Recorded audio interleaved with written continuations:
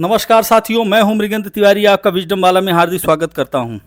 साथियों, आज आपके लिए यूपी पेट 2025, यूपी ट्रिपल एससी और अन्य जितने भी वनडे एग्जाम हैं, रेलवे हो, एसएससी, यूपी टीजीटी, पीजीटी, सभी के लिए बहुत ही यूजफुल प्रैक्टिस सेट है हमारा साथियों।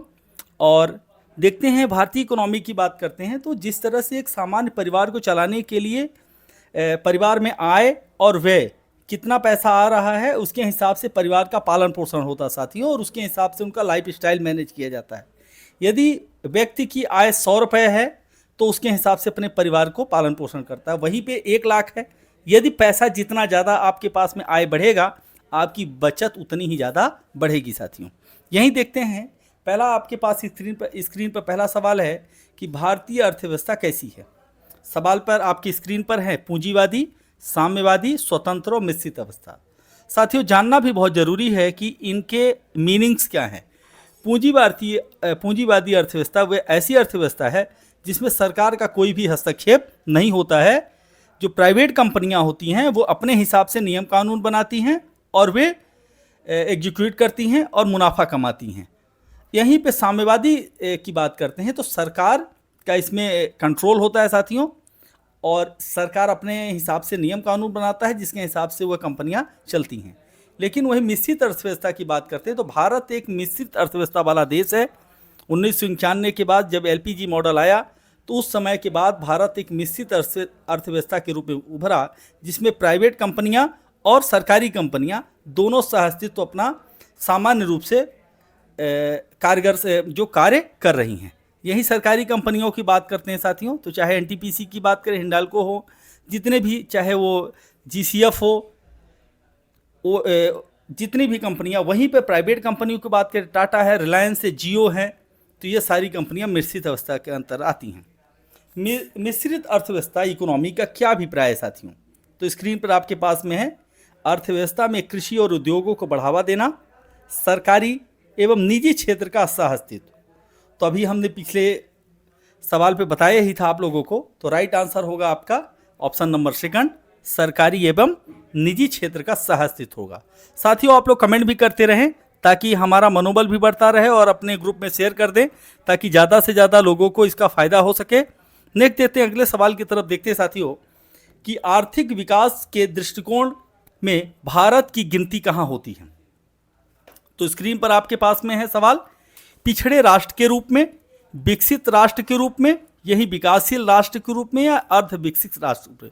साथियों, जितने यूरोप विकसित राष्ट्र, विकासशील राष्ट्र, पिछड़े राष्ट्र, साथियों उनकी पर व्यक्ति कैपिटल और उनकी आय के हिसाब से, उस देश की इकोनॉमी के हिसाब से तीनों चीज में विभाजन किया गया है। विकासशील की या विकसित राष्ट्र की बात करें, यूरोप के जो राष्ट्र हैं, क्योंकि आबादी कम है, जनसंख्या कम और उनके पास आय के संसाधन ज़्यादा हैं, इसलिए वो सभी विकसित राष्ट्र के रूप में हैं। जो पश्चिमी देश, यही विकासशील राष्ट्र जो एशिया की जो कंट्री हैं, वो सभी विकासशील राष्ट्र के रूप में हैं, और कुछ राष्ट्र जैसे अफ्रीकी हैं, वो सभी पिछड़े राष्ट्र के रूप में हैं। तो भारत एक विकासशील कंट्री के रूप में जाना जाता है साथियों, तो ऑप्शन नंबर तीसरा राइट आंसर होगा। यही देखते हैं, अगले सवाल की तरफ चलते हैं हम लोग। भारतीय इकोनॉमी का कौन सा क्षेत्र सकल राष्ट्रीय उत्पाद में सबसे अधिक योगदान देता है। साथियों, जब देश आज़ाद हुआ तो हमारे पास इंडस्ट्री बिल्कुल नहीं थी, तो हमने इंडस्ट्री प्रारंभ किया, लेकिन किसानी पहली थी, तो प्राथमिक क्षेत्र हमारा प्रथम स्थान पे था। लेकिन जैसे जैसे दौर बदलता चला गया तो फिर तृतीय क्षेत्र का योगदान बढ़ा, लेकिन वर्तमान के समय में द्वितीय क्षेत्र का योगदान सबसे ज़्यादा है। चाहे आईटी सेक्टर, जितने भी सेवा क्षेत्र होते हैं, हॉस्पिटल हो, जितने भी हैं, वो सभी द्वितीय क्षेत्र में आते हैं।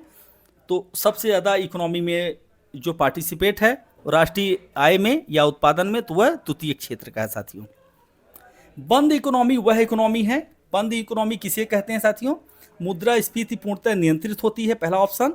घाटे की वित्तीय व्यवस्था होती है, केवल निर्यात होता है, न तो निर्यात होता ना ही आयात होता।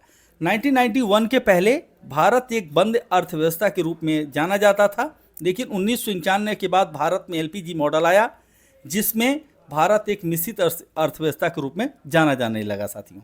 तो ना तो निर्यात होता है ना ही आयात होता है बंद इकोनॉमी में। नेक्स्ट देखते हैं, भारत की कुल श्रम शक्ति का लगभग कितना भाग कृषि में लगा हुआ है। हमारे पास ऑप्शन है 43%, 45, 49, 54। साथियों आप लोग अपने कमेंट भी करते रहें ताकि राइट आंसर आसानी से आप लोगों को मिलता रहे। कृषि की बात करते हैं तो साथियों 49% कृषि का योगदान है। भारतीय कुल श्रम शक्ति का लगभग कितना भाग कृषि में लगा हुआ है? तो साथियों सॉरी गलती हो गई, 54% लोग कृषि में लगे हुए हैं, चाहे ग्रामीण क्षेत्र में। भारत में अधिकतर बेरोजगारी क्या है? साथियों टेक्निकल क्वेश्चन है, आप लोगों को जानने की बहुत ज़रूरत है। तो ऑप्शन है पहला तकनीकी, चक्रीय, घर्षणात्मक या संरचनात्मक। तो स्क्रीन पर आपके पास में आप लोग कमेंट भी करते रहें साथियों। तो राइट आंसर होगा इसका संरचनात्मक। राइट आंसर होगा संरचनात्मक। भारत में अधिकतर बेरोजगारी संरचनात्मक पाई जाती है। भारत में बेरोजगारी के आंकड़े एकत्रित करने कौन प्रकाशित करता है? तो योजना आयोग, वित्त आयोग, एनएसएसओ या यूएनओ? यूएनओ तो करेगा नहीं साथियों, तो राइट आंसर होगा इसका एनएसएसओ, ऑप्शन नंबर 3। नेक्स्ट देखते हैं, अगले सवाल की तरफ चलते हैं। भारत में बेरोजगारी की किस्म पाई जाती है? ऑप्शन पहला है ग्रामीण अल्प रोजगार, चक्री बेरोजगारी, संरचनात्मक बेरोजगारी या इनमें से सभी। साथियों इसके राइट आंसर होंगे इनमें से सभी, ग्रामीण, चक्री और संरचनात्मक तीनों पाई जाती है साथियों भारत में। नेक्स्ट देखते हैं, कृषि में मुख्यतः है या मूलतः किस प्रकार की बेरोजगारी की प्रधानता देखने को मिलती है? संरचनात्मक, मौसमी, घर्षणात्मक या इनमें से सभी? राइट आंसर होगा इनमें से सभी। साथियों मौसमी बेरोजगारी, एक बार आपने खेती कर दी तो बाकी समय आप फ्री बैठे रहते हो, क्योंकि कोई काम नहीं करते तो बेरोजगार ही बने रहते हो। यहीं पर दूसरी बात करते हैं कि यदि ज़्यादा लोग आए, यदि कहें कि काम 10 लोगों का है लेकिन फिर भी उसमें 15 लोग 20 लोग बचे लगे रहते हैं, तो फिर भी क्योंकि वो काम नहीं कर रहे हैं लेकिन लगे हुए हैं, अदृश्य रूप से लगे हुए हैं, तो ऐसी बेरोजगारी प्रच्छन्न बेरोजगारी के रूप में जानी जाती है साथियों। नेक्स्ट अगला सवाल देखते हैं, प्रच्छन्न बेरोजगारी का अर्थ क्या है? काम करने के इच्छुक होना और काम न मिलना? ऐसा तो नहीं है, पूरे वर्ष भर प्रत्येक काम मिलना उनको। तीसरा ऑप्शन है कि विशाल श्रमिक शक्ति को नियोजित करने के लिए पूंजी संरचना का अपर्याप्त होना, और चौथा ऑप्शन है अपर्याप्त आवश्यकता से अधिक लोगों का कार्यरत होना। तो राइट आंसर होगा ऑप्शन 4 होगा साथियों। नेक्स्ट देखते हैं, भारत में ग्रामीण क्षेत्रों में कौन सी बेरोजगारी सर्वाधिक पाई जाती है? बहुत इंपॉर्टेंट है, एसएससी में आ चुका है, एनटीपीसी में आया हुआ है सवाल है साथियों। मौसमी बेरोजगारी, दूसरा अदृश्य बेरोजगारी, तीसरा है उपयुक्त दोनों। तो राइट आंसर होगा इसका उपयुक्त दोनों। भारत में ग्रामीण क्षेत्रों में अदृश्य बेरोजगारी, जिसे प्रच्छन्न बेरोजगारी कहते हैं, और मौसमी बेरोजगारी, मौसम, दोनों पाई जाती साथियों। तो राइट आंसर होगा ऑप्शन 3। यही देखते हैं नया अगला सवाल है आपकी स्क्रीन पर, वर्तमान समय में देश में किस प्रकार की बेरोजगारी की समस्या बहुत गंभीर समस्या बनी हुई है? ग्रामीण बेरोजगारी, शहरी बेरोजगारी, शिक्षित बेरोजगारी या खुली बेरोजगारी? साथियों आप किसी भी शहर में जब जाते हैं, जो व्यक्ति जितना ज़्यादा पढ़ा लिखा है उसको रोजगार उतना ही कम मिलने की संभावनाएं हैं, क्योंकि किसी ऑफिस का बॉस 1 या 2 ही होते हैं साथियों। एक सुपरवाइजर होगा तो 50 लेबर को कंट्रोल कर रहा है। इसलिए जो शिक्षित बेरोजगारी है वो सबसे बड़ी समस्या बनी हुई है। शिक्षित बेरोजगार भारत में सर्वाधिक हैं। यहीं जो पढ़े लिखे नहीं हैं उनको आसानी से काम मिल जाता है, लेकिन पढ़े लिखे व्यक्ति को काम आसानी से नहीं मिल रहा है। रीज़न है कि आज इंडस्ट्री इतनी ज़्यादा बढ़ गई है, एआई इतना ज़्यादा बढ़ गया है कि कम लोग जो हमारी मशीनें हैं वो ज़्यादा लोगों का काम आसानी से कर लेती हैं। राष्ट्रीय ग्रामीण विकास संस्थान कहाँ है? साथियों ये बहुत इंपॉर्टेंट है, यूपी पीसीएस में आया हुआ सवाल है, आरओ का भी ये सवाल है। तो राइट आंसर होगा ऑप्शन 2 हैदराबाद। आप लोग इसे कमेंट करें साथियों, स्क्रीनशॉट मान लें इसका। राइट आंसर इसका ऑप्शन 2 हैदराबाद। नेक्स्ट देखते हैं, संरचनात्मक बेरोजगारी का कारण क्या है?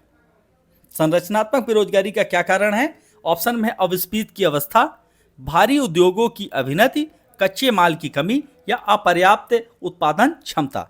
तो राइट आंसर होगा साथियों इसका अपर्याप्त उत्पादन क्षमता होता है, क्योंकि यदि संसाधन हमने लगा तो दिया, माल जहाँ पे उत्पादन होना है, सपोज करते हैं 50 टन, वहाँ पे उत्पादन हो रहा है 30 टन, तो जो 20 टन का नुकसान हो रहा है वही 20 टन का नुकसान संरचनात्मक बेरोजगारी का कारण है। नेक्स्ट देखते हैं अगला, वैश्वीकरण, ग्लोबलाइजेशन की बात करते हैं। तो अर्थव्यवस्था का एकीकरण, वित्तीय बाजार की एकीकरण, घरेलू अर्थव्यवस्था और वैश्विक अर्थव्यवस्था के साथ एकीकरण। तो राइट आंसर होगा साथियों ऑप्शन थर्ड, घरेलू इकोनॉमिक और वैश्विक इकोनॉमिक दोनों को एक एकीकरण करना, और ये यही वैश्वीकरण का कारण है साथियों। नेक्स्ट देखते हैं अगले सवाल की तरफ। एलपीजी मॉडल कब आया साथियों? तो 1991 में आया। उस समय पर देश के प्रधानमंत्री थे बीपी नरसिंहा राव, और देश के वित्त मंत्री रहे उस समय पर, जो 10 वर्षों तक लगातार प्रधानमंत्री का पद सुशोभित किया, डॉक्टर मनमोहन सिंह। नेक्स्ट देखते हैं अगले सवाल की तरफ। वर्तमान में राष्ट्रीय आय समंकों की गणना किस आधार वर्ष में की जा रही है? तो हमारे पास स्क्रीन पर साथियों 1970-71, 80-81, 93, 94 एंड 2004 से 2005। साथियों एक बहुत इंपॉर्टेंट क्वेश्चन है। 2004 से 5 जो राष्ट्रीय आय का समंक जो एक स्ट्रक्चर है वो 2004 से 2005, और यहीं पे बेरोजगार आय के साथ साथ हमारी बेरोजगार महंगाई को भी 2004 से 2005 के मापक के आधार पर ही मापा जाता है। भारत की राष्ट्रीय आय की सही गणना आने वाली एक नई प्रश्न बहुत ही अच्छा है। भारत में राष्ट्रीय आय की सही गणना में आने वाली एक कठिनाई क्या है? तो ऑप्शन पर है अमौद्रिक क्षेत्र का अस्तित्व, बचत की निम्न दरें, अर्ध बेरोजगारी या मुद्रास्फीति। तो राइट आंसर होगा साथियों इसका, आपकी स्क्रीन पर है, आप लोग कमेंट भी करते रहे इसको। राइट आंसर होगा साथियों इसका अमौद्रिक क्षेत्र का अस्तित्व। तो राइट आंसर होगा ऑप्शन ए। नेक्स्ट देखते हैं, भारत की राष्ट्रीय आय की सही संगणना में कौन सी समस्या सामने नहीं आती? साथियों बहुत ही टेक्निकल सवाल है, अक्सर कहीं न कहीं हम एक झटके में पढ़ते हैं और नहीं शब्द को नहीं पढ़ पाते और यहीं पे हमारे आंसर गलत हो जाते। सामने नहीं आती, तो ऑप्शन पहला है पर्याप्त एवं सही सांख्यिक विधियों की कमी, जन सहयोग की प्रचुरता, अमौद्रिक क्षेत्र का विषमता, या नेक्स्ट ऑप्शन है फोर्थ निर्यात उत्पादन में कमी। तो राइट आंसर होगा साथियों इसका पर्याप्त एवं सही सांख्यिकी विधियों की कमी। यह समस्या है, समस्या नहीं है ऐसा नहीं है, यह तो मुख्य समस्या ही है साथियों। तो राइट आंसर होगा ऑप्शन ए। नेक्स्ट अगला सवाल है साथियों आपकी स्क्रीन पर, भारत में सर्वप्रथम राष्ट्रीय आय का किसने आकलन किया था? तो स्क्रीन पर है Dadabhai Naoroji, RCV Rao, VKRV Rao and doctor DR Gadgil.